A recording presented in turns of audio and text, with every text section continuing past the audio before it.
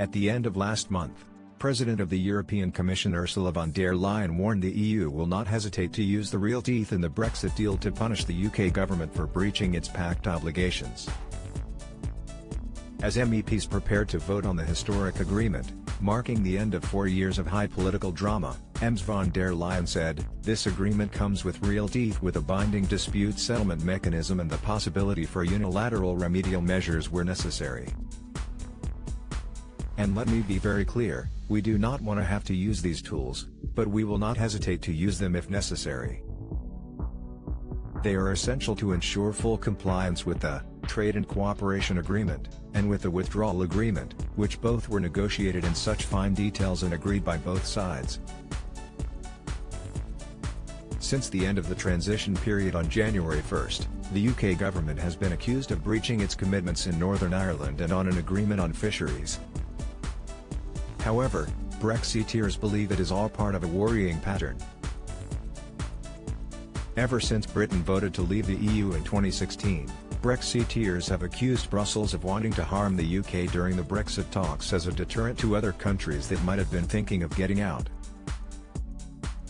Speaking at the Jacques Delors Institute in Paris in October 2016, former French President François Hollande claimed that Britain had to pay a price for leaving the EU.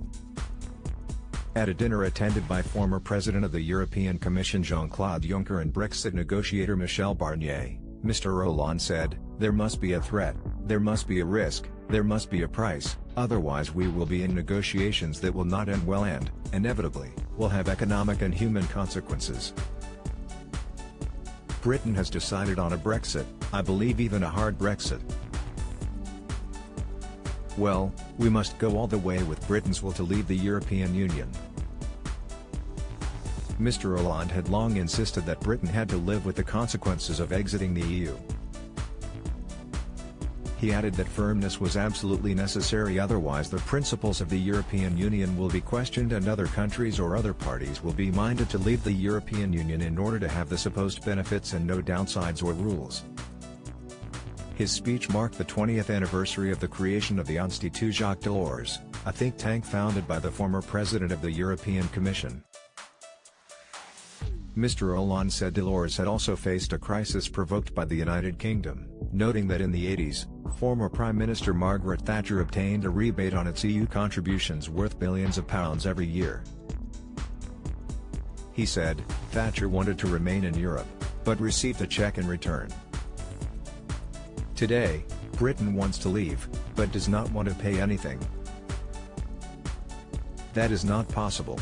Before the June 23 referendum, senior European bureaucrats also produced an internal 9-page non-paper of measures that were planned to be so harsh that no other member state would ever dare to quit the EU. One Luxembourgish official told Euractiv, "The Brits wanted special treatment. Well, they are going to get it." The revenge list was prepared in total secrecy, under orders from the highest levels of the Commission.